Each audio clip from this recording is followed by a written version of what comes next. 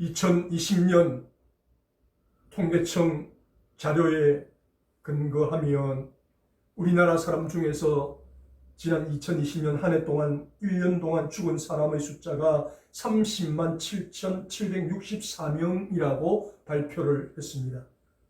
병으로 죽었든지 사고로 죽었든지 죽은 사람이 30만 7,764명이라는 사실입니다. 그래서 하루에 약 843.1명이 죽고 1시간마다 35.1명이 죽었다라는 통계입니다. 지금 우리가 예배를 드리고 있는 이 시간에도 1시간당 35.1명이 죽어가고 있다는 사실입니다. 그런데 이런 죽음 앞에서 확연히 달라지는 부분이 있습니다. 예수를 안 믿는 불신자들은 이 죽음을 두려워합니다. 죽음을 무서워합니다. 그런데 예수를 믿는 사람은 죽음을 두려워하지 않습니다. 무서워하지 않습니다. 왜? 죽음 이후에 천국이 우리에게 주어진다는 사실을 믿기 때문에 우리는 무서워하거나 두려워하지 않습니다. 그러나 예수를 안 믿는 불신자들은 죽음이 끝이라고 생각하기 때문에 이 죽음 앞에서 두려움과 공포를 느끼면서 살아가고 있다라는 사실입니다. 이렇게 우리 인생이 이 세상을 살아가는데 잘 살면 70이고 건강하게 살아도 80이라고 모세가 시편 90편을 통해서 기록을 합니다. 그러면서 모세는 고백합니다. 하나님, 우리가 70을 살든지 80을 살든지 상관없이 그 세월은 너무나도 빠른 세월입니다. 그러므로 우리가 우리의 날이 얼마나 짧은지를 잘 생각하고 이 시간들을 헛되이 보내지 않도록 도와주십시오 라고 시편 90편을 통해서 고백하는 것을 볼 수가 있습니다. 이렇게 짧은 인생을 가리켜서 야고보 사도는 야고보 4장 14절 말씀을 통해서 아침 안개다라고 표현을 합니다. 해가 오르기 전에 아침 안개가 자욱히 끼어 있습니다. 한 치 앞도 분간할 수 없는 아침 안개입니다. 그런데 아침에 해가 떠오르면 그 아침 안개는 언제 있었느냐 알 수 없을 정도로 쉽게 사라져 버리는 것이 아침 안개라는 것입니다. 이 아침 안개가 바로 우리의 인생이다. 이렇게 쉽게 사라지는 우리 아침 안개 같은 인생을 헛되이 살아서는 안 된다라고 야고보 사도가 강조합니다. 또한 베드로 사도는 베드로전서 1장 24절 말씀을 통해서 우리 모든 육체는 풀과 같다라고 이야기합니다. 풀이 파릇파릇 돋아나지만 그러나 얼마 살지를 못합니다. 뜨거운 태양이 떠오르면 그냥 시들어져 버리는 것이 풀이라는 것입니다. 이것이 바로 우리 육체, 우리 인생이라고 베드로 사도가 이야기합니다. 이렇게 태양이 떠오르면 그냥 그 태양열에 의해서 시들어버리는 풀과 같은 우리 인생, 이 인생을 우리가 허투루 보내서는 안 된다. 야고보 사도도 아침 안개 같은 우리 인생을 허투루 살아서는 안 되고, 베드로 사도도 풀과 같은 우리 인생을 함부로 낭비해서는 안 된다라고 그렇게 교훈을 합니다. 오늘 우리가 읽으신 이 본문의 말씀을 통해서 바울 사도는 이렇게 짧은 우리의 인생을 가리켜서 무엇이라고 이야기하는가? 빛이라고 소개하는 것을 볼 수가 있습니다. 우리는 빛이다라고 그렇게 이야기를 합니다. 우리 자체는 빛이 될 수가 없습니다. 그래서 바울 사도가 이야기합니다. 어떻게 할 때 빛이 될 수 있는가? 주 안에 있을 때 우리는 세상의 빛으로 살아갈 수 있는 것입니다. 아멘. 예수님 밖에 있으면, 말씀 밖에 있으면 우리는 빛으로 살아갈 수 없지만 말씀 안에 있을 때 우리는 빛으로 살아갈 수 있다라고 교훈합니다. 빛의 속성이 무엇입니까? 가장 중요한 것이 어두운 곳을 밝히는 것이 빛입니다.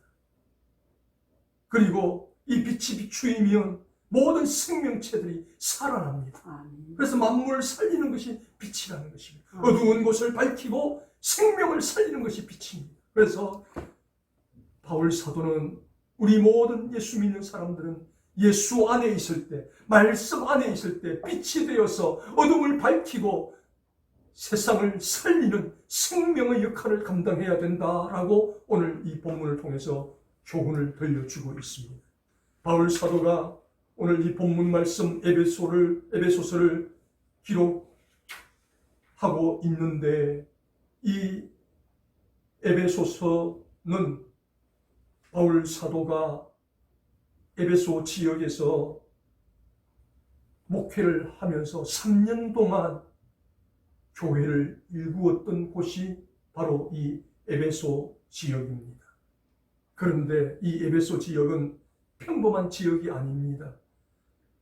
성경 고고학 문헌에 따르면 오늘 이 본문이 기록되었던 이 에베소는 인구가 약 20만에서 25만 명 되는 그런 도시였습니다. 2000년 전에 20만 명, 25만 명이니까 엄청나게 큰 도시였습니다. 그러면 왜 이 에베소가 20만, 25만이나 되는 많은 인구들이 밀집하여 살게 되었는가? 그것은 이 에베소 지역에 특징물이 하나 있었는데, 그것은 바로 아뎀이라는 여신상이 있었습니다. 엄청나게 크고 높은 아데미라는 여신상이 세워져 있었는데, 이 지역의 사람들은 이 아데미 신전을 지어놓고 이 아데미 여신을 잘 섬기기만 하면 우리는 어떤 상황 속에서도 안전할 수 있다라고 믿었습니다. 그리고 이 아데미 여신을 잘 섬기면 우리는 복을 받는다라고 믿었습니다. 그러다 보니까 세상에 많은 사람들이 이 에베소로 찾아와서 아데미 여신상을 섬기면서 살았습니다. 이 아데미 여신상 곁에만 있으면 우리는 어떤 전쟁이나 두려움 속에서 살아남을 수 있다. 안전을 보장받을 수 있다. 그래서 아데미 여신상 옆으로 가자. 그래서 아데미 신상이 있는 이 에베소 지역으로 사람들이 모여 들어왔습니다. 왜? 안전을 보장받기 위해서. 그리고 이 아데미 여신상을 잘 섬기면 자자손손 복을 받는다. 그래서 이 아데미 여신상을 섬기면서 그들은 복받기를 원했습니다. 그러다 보니 이 에베소는 온갖 잡다한 인생들이 함께 어우러져 살아가는 곳이 되어버렸습니다. 그리고 모든 문화가 이 아데미 여신상을 중심으로 이루어졌기 때문에 음란과 타락과 방종이 넘쳐나는 시대였고 이 도시였다는 것입니다. 그래서 바울 사도는 에베소 교회를 개척하고 성도들에게 복음을 전하면서 교훈을 들려줍니다. 에베소 교회의 성도들아, 지금 우리가 살아가고 있는 이 환경은 너무나도 힘들고 어렵다. 어둠이다. 캄캄함이 넘쳐나고 있다. 왜? 사람들은 전부 다 이 아데미 신상을 섬기면서 아데미 신상이 안전을 보장해 준다고 믿고 있고, 아데미 신상이 복을 준다고 믿고 있고, 그래서 누구라도 이 아데미 신상을 섬기지 않으면 사람들로부터 왕따를 당하고 무시를 당하고 사람들이 편견을 가지고 보기 때문에 우리가 이 아데미 신상을 거부하고 예수를 믿는다는 것이 참으로 어려운 일이다. 쉬운 일은 아니다. 그래도 우리가 말씀 안에 주님 안에 거할 때 빛이 되어서 아데미 신상을 섬기는 이 타락한 문화가 가득한 이 에베소를 밝힐 수가 있고 저들에게 생명을 주어 살릴 수가 있는 것이다 라고 오늘 이 본문을 통해서 교훈을 합니다. 그러면 이렇게 20만, 25만 명이 살아가는 이 에베소 시민들 숫자에 비해서 이 에베소 교회의 성도들의 숫자는 너무나도 미미한 나약한 숫자입니다. 그럼에도 불구하고 예수 안에 있을 때, 말씀 안에 있을 때 빛이 되어서 이 어둠을 밝힐 수가 있고 생명을 살릴 수가 있는 것이다 라고 바울 사도가 이야기하면서 이 빛의 사명을 감당하는 데 있어서는 어떤 큰 숫자가 문제가 아니다. 우리가 지켜야 할 원칙만 잘 지키면 비록 우리의 숫자가 소수일지라도 이 빛의 사명을 감당할 수 있는 것이다 라고 교훈을 합니다. 그래서 오늘 본문을 통해서 비록 우리의 숫자가 많지 않더라도, 비록 우리의 교회가 규모가 적더라도 이 원칙과 규칙을 지키는 한 우리는 빛으로서 어둠을 밝힐 수가 있고 생명을 살릴 수가 있다고 바울 사도가 교훈합니다. 바울 사도가 가르쳐주는 이 원칙과 교훈이 무엇인지를 살펴봅니다. 첫 번째로 오늘 본문 14절 말씀을 통해서 바울 사도는 죽은 자 가운데서 일어날 때 우리는 빛의 사명을 감당할 수 있다라고 첫 번째로 소개합니다. 14절입니다. 그러므로 이러시기를 잠자는 자여 깨어서 죽은 자들 가운데서 일어나라. 우리 주님께서 말씀하신다는 것입니다. 그러므로 우리 주님이 이러시기를 잠자는 자여 깨어서 죽은 자들 가운데서 일어나라. 그리하면 너희가 빛이 될 수 있다라고 말씀하고 있습니다. 잠자는 자, 죽은 자는 어떤 의미인가? 예수 그리스도를 믿기 전의 상태에 있는 자들, 어둠에 속한 자들, 그리고 예수를 믿는다고 결심했지만 주변의 환경 때문에 나태하여 영적으로 잠이 든 자, 이 두 부류의 사람들, 예수를 안 믿는 사람도 잠자는 자이고 예수를 믿는다 하지만 영적으로 나태해진 사람도 잠을 자는 자라는 것입니다. 그래서 잠자는 자여 죽은 자들 가운데서 깨어나라. 아담의 신상을 숨기는 이 악한 자들 속에서 너희가 일어나라. 너희가 깨어나라. 그러면 빛의 사명을 감당할 수 있는 것이다 라고 이야기합니다. 일어나라. 이것은 예수 그리스도를 영접함으로 새로운 생명으로 거듭나라. 새로운 생명으로 다시 태어나라. 이것이 일어나라는 것입니다. 그래서 누구든지 지금까지는 아담의 신상을 섬기면서 악한 문화에 동참하며 살았을지라도 회개하고 예수를 믿으면 그는 죽은 자들 가운데서, 잠자는 자들 가운데서 일어나는 사람이 될 수 있고, 일어난 결과 빛이 되어서 어둠을 밝히고 죽어가는 생명을 살릴 수가 있게 되는 것이다 라고 교훈을 하면서 에베소 교회 성도들에게, 에베소 교회 성도들아, 우리의 숫자가 너무나도 적다고 실망하지 마라. 우리가 예수 안에만 있으면 이 죽은 자 가운데서, 잠자는 가운데서 일어나기만 하면 우리는 빛이 될 수 있는 것이다 라고 그렇게 에베소 교회를 향해서 이 교훈을 들려주고, 오늘 이 본문을 대하는 저와 여러분에게도 똑같이 교훈을 들려주고 있다라는 사실입니다. 그래서 우리 모두는 이 세상을 살아가는 하나님으로부터 특별한 사명을 받은 사람들입니다. 빛의 자녀들, 빛이라는 사명을 받은 자들이라는 것입니다. 그런데 이 빛은 내 스스로 밝힐 수가 없습니다. 예수님의 빛을 받아서 밝힐 수가 있고, 하나님의 빛을 받아서 밝힐 수가 있고, 성령님의 빛을 받아서 밝힐 수가 있는데, 어떻게 할 때? 우리가 말씀 안에 있을 때, 주 안에 있을 때만 우리가 빛이 될 수가 있다라는 사실. 오늘 우리가 살고 있는 세상은 오늘 이 본문의 환경처럼 온통 아담의 신상을 섬기면서, 아담의 신상을 섬겨야만 안전을 보장받을 수 있고, 아담의 신상을 섬겨야만 복을 받는 시대라고 사람들이 이야기하는 시대에 우리가 살고 있습니다. 그래서 20만, 25만 명, 그 에베소 시민의 숫자에 비해서 에베소 교회 성도들 숫자는 너무나도 적은 숫자였지만, 그러나 저들이 말씀 안에 있을 때, 주 안에 있을 때 적은 숫자임에도 불구하고 빛이 되어서 어둠을 밝힐 수가 있었고 생명을 살려내는 사명을 감당할 수 있었다라고 오늘 본문이 말씀합니다. 하나님 앞에서 우리들도 우리를 둘러싸고 있는 우리의 환경이 만만치가 않습니다. 이 에베소 도시처럼 우상을 섬겨야, 적당히 불의와 타협해야 안전할 수 있고 복을 받을 수 있다라고 우리를 미혹하고 유혹합니다. 그래서 그들 따라가면 우리는 빛이 될 수가 없습니다.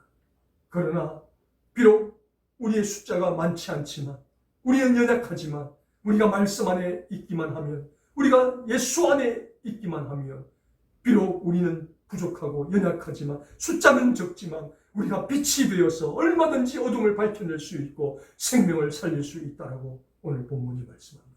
이 교훈을 기억하면서 저와 여러분, 하나님께서 천국에 다다를 때까지 너희는 세상의 빛으로 살아야 된다, 빛의 사명을 감당하다가 와야 된다라고 우리에게 말씀하시는데, 이 빛의 사명을 감당하기 위해서는 항상 말씀 안에 있어야 된다는 것, 항상 예수 안에 있어야 된다는 것 기억하시고, 우리가 말씀 안에 거하고 예수 안에 거함으로 작은 빛이 되어 어둠을 밝히고 생명을 살리는 이 사명을 잘 감당하다가 주 앞에 설 수 있는 우리 모두가 될 수 있기를 주님의 이름으로 축복합니다. 아멘. 두 번째로 바울 사도가 이야기합니다.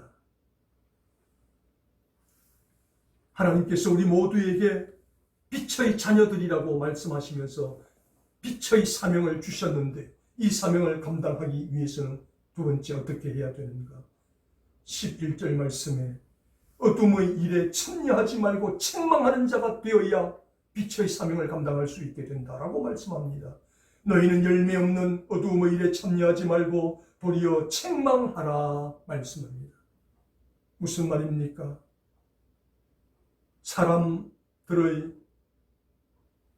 상태가 다 다르다는 것입니다. 어떤 사람은 아직까지 믿음이 연약한 사람이 있고, 또 어떤 사람은 믿음이 좀 강한 사람이 있을 수 있다는 것입니다. 그래서 먼저 나는 믿음이 좀 연약하다 라고 생각되는 사람은 어떻게 해야 되는가? 처음부터 잘하려고 하지 말라는 것입니다. 처음에는 참여하지 말고 악한 것을 보면, 나쁜 것을 보면 그냥 피해서 달아나라는 것입니다. 참여하지 말고는 피하다라는 뜻을 가지고 있습니다. 그래서 내가 아직까지는 맞서 싸울 수 있는 그런 믿음의 역량이 되지 못한다라고 생각할 때는 참여하지 않는 정도, 그냥 피하는 정도로 살아야 된다는 것입니다. 뻔히 알면서도 참여하게 되면, 피하지 않게 되면 저들에 의해서 잠식을 당하게 되지만, 나는 아직도 믿음이 연약하지만 그래도 저것이 잘못되었다는 것을 알기 때문에 참여하지 않고 피하고 도망가 버리면 그 어둠의 일에 우리가 동참하지 않게 된다는 것입니다. 그리고 좀 더 믿음이 성숙한 사람, 힘들고 어려워도 담대한 사람이 있는데, 이런 사람은 어떻게 해야 되는가? 책망하라.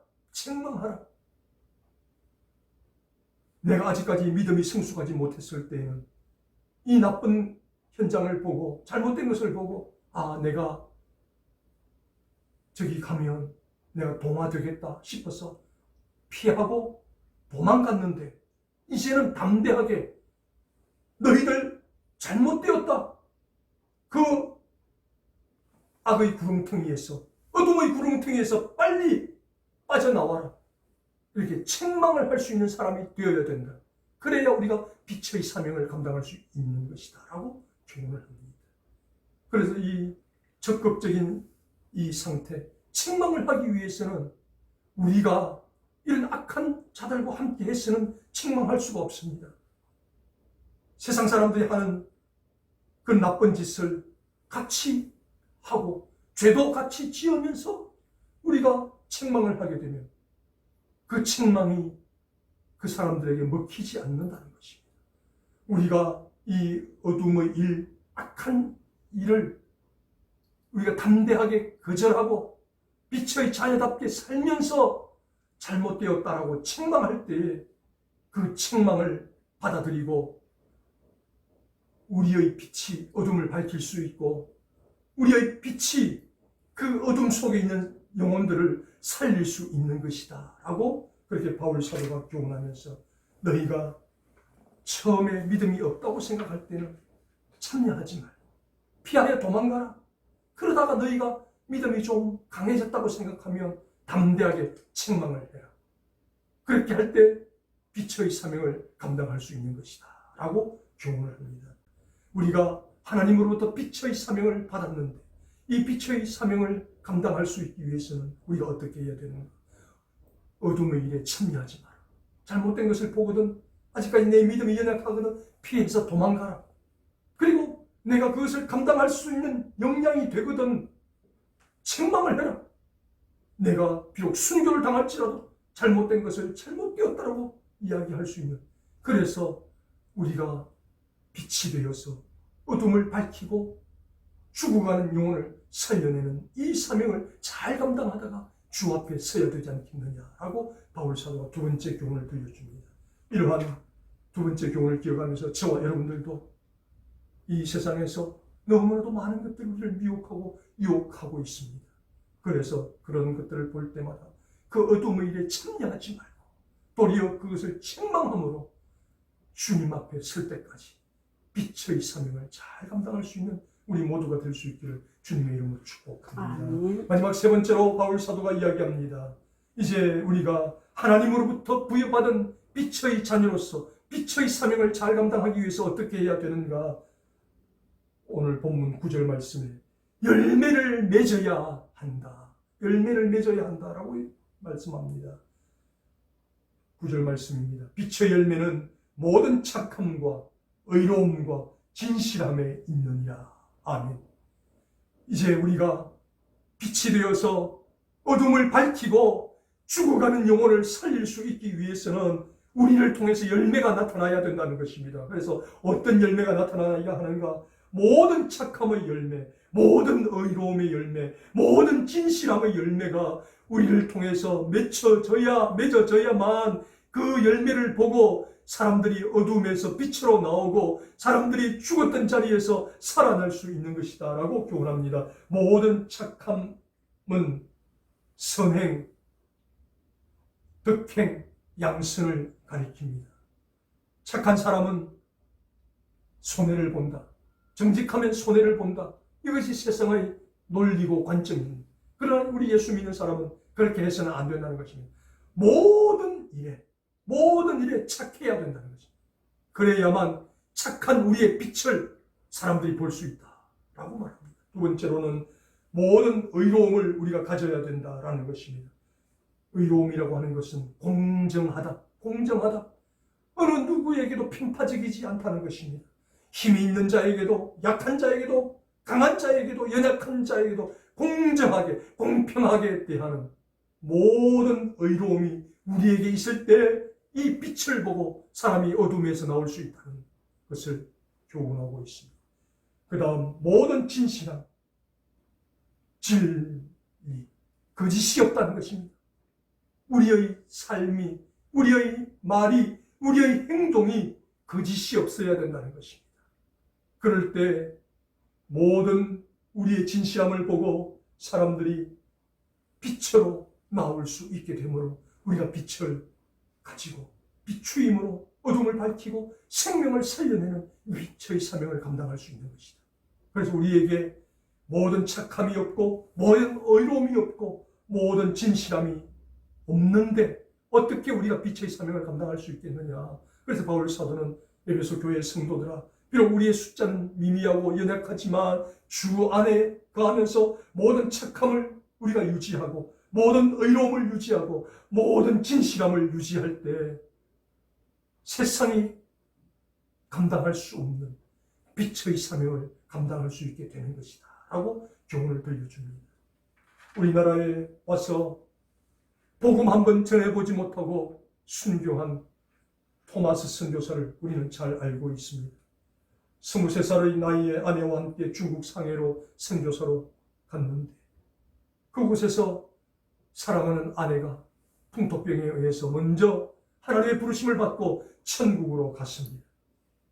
그리고 아내가 세상을 떠나고 난 이후에 토마스 선교사가 우리 조선을 알게 되었습니다. 그래서 조선에 대한 선교의 비전을 가지고 조선으로 가서 선교사 활동을 하고 싶다라는 열망을 가지고 철저한 준비를 수년 동안 하였습니다. 그리고 드디어 제너럴 셔먼호를 타고 대동강으로 들어왔습니다. 들어오자마자 당시 평양 감사였던 박 교수에 의해서 배는 불에 타 버리고 그리고 토마스 선교사는 칼에 목이 잘려 순교를 당했습니다. 27살의 나이에 선교의 비전을 가지고 한국에 왔는데 복음 한번 전해보지 못하고 죽어버렸습니다. 모든 것이 끝이 난 것 같습니다. 그런데 그렇지 않았습니다. 이 평양 감사 박 교수에 의해서 토마스 선교사를 사형시켜라 명령을 받고 사형을 집행했던 박춘권이라는 사람은 나중에 예수를 믿고 장로가 되는 놀라운 일이 일어났습니다. 그리고 토마스 선교사가 순교를 당하기 직전에 성경책 3권을 옆에 서 있던 최치창이라는 소년에게 전달해 주었습니다. 그러나 당시의 성경은 검서, 볼 수 없는 책이었기 때문에 두려워서 지방관리인 박영식에게 주었습니다. 박영식이 그 성경책을 뜯어서 집에 벽지로 천정에 도배를 했습니다. 누워도 천정을 보아도 성경 말씀, 벽을 보아도 성경 말씀. 그래서 이 박영식도 예수를 믿게 되었습니다. 그래서 이 박영식이 예수를 믿고 자기 집을 교회로 하나님 앞에 드렸습니다. 그래서 우리 한국의 최초의 교회 널다리골 교회가 박영식의 집에서 이루어졌고, 이 널다리골 교회가 훗날 평양 장대현 교회의 모체가 되는 그런 교회가 되었고, 이 장대현 교회를 통해서 1907년 평양 대부흥운동이 일어났고, 이 평양 대부흥운동을 통해서 지금 우리 대한민국이 1000만 성도 5만 교회가 되는 그러한 밑거름이 될 수가 있었던 것입니다. 단 한 번 복음을 전해보지도 못하고 대동강 모래사장에서 순교를 당했던 토마스 선교사였지만, 그러나 하나님은 이 토마스 선교사의 순교를 헛되이 하지 않으셨습니다. 그는 복음 한 번 전해보지 못하고 순교를 당한 것 같았지만, 하나님은 그 순교를 당하는 그 현장 속에서 아주 세밀하게 역사를 하셔서 그를 죽였던 박충근을 장로가 되게 하시고, 그가 전해주었던 3권의 성경책을 통해서 지방관리 박영식이가 예수를 믿고 자기 교회를, 자기 집을 교회로 하나님 앞에 드리고, 그 교회가 평양 장대현 교회가 되고, 그 장대현 교회를 통해서 한국교회 부흥의 역사가 일어나게 하실 줄 누가 알았겠습니까? 이것이 바로 내가 살아도 죽어도 주를 위해서 살겠노라고 다짐하고 조선을 품고 기도하며 선교사로 왔던 토마스 선교사의 빛된 사명 때문에 언둔의 나라 조선, 어둠의 나라 조선이 빛으로 나올 수가 있었다는 것입니다. 바로 바울 사도가 지금 이것을 이야기합니다. 비록 우리가 토마스 선교사처럼 이렇게 왕성한 활동은 못하더라도 우리의 모든 삶을 통해서 모든 착함이 우리에게 있고, 모든 의로움이 우리에게 있고, 모든 진실함이 우리에게 있다면 그것을 보고 사람들이 어둠에서 빛으로 나올 수 있고, 그것을 보고 사람들이 죽음에서 생명으로 나올 수 있는 것이다 라고 저와 여러분에게 교훈을 들려주고 있습니다. 이제 다시 한번 말씀을 정리합니다. 오늘 이 본문의 말씀은 바울 사도가 영적인 아들이요 자기의 제자였던 디모데에게 이 혼탁한 도시 속에 있는 바울 사도가 3년간 정열을 다해 개척했던 이 교회를 디모데에게 맡기면서 이 에베소 교회 성도들에게 당부하는 내용이 오늘 본문의 말씀입니다. 20만, 25만 되는 많은 인구가 있었지만 모두가 다 아데미 신상을 섬기면서, 아데미 신상을 섬겨야 안전을 보장받을 수 있고 아데미 신상을 섬겨야만 복을 받을 수 있다라고 생각하고 그렇게 살아가고 있는 현실 속에서 에베소 교회의 성도들아, 우리는 그렇게 살아서는 안 된다. 우리는 주 앞에 설 때까지 빛의 자녀들로서 빛의 사명을 부여받은 자들이다. 어떻게 하면 우리가 빛을 발할 수 있는가? 예수 안에 있을 때, 말씀 안에 있을 때 가능한 것이다. 그래서 우리가 빛의 사명을 감당하기 위해서 예수 안에 있고 말씀 안에 있을 뿐 아니라 우리가 영적인 잠에서 깨어나고 어둠의 일에 참여하지 말고 도리어 어둠을 책망하고 그리고 빛의 자녀답게 착하고 의롭고 진실하게 살면 우리의 빛을 보고 많은 사람들이 어둠에서 나올 수 있고 많은 사람들이 죽음에서 생명으로 나올 수 있는 것이다. 그러므로 에베소 교회 성도들아, 주 앞에 설 때까지 이 빛의 사명을 잘 감당하다가 만나자라고 교훈을 하고 있다는 사실입니다.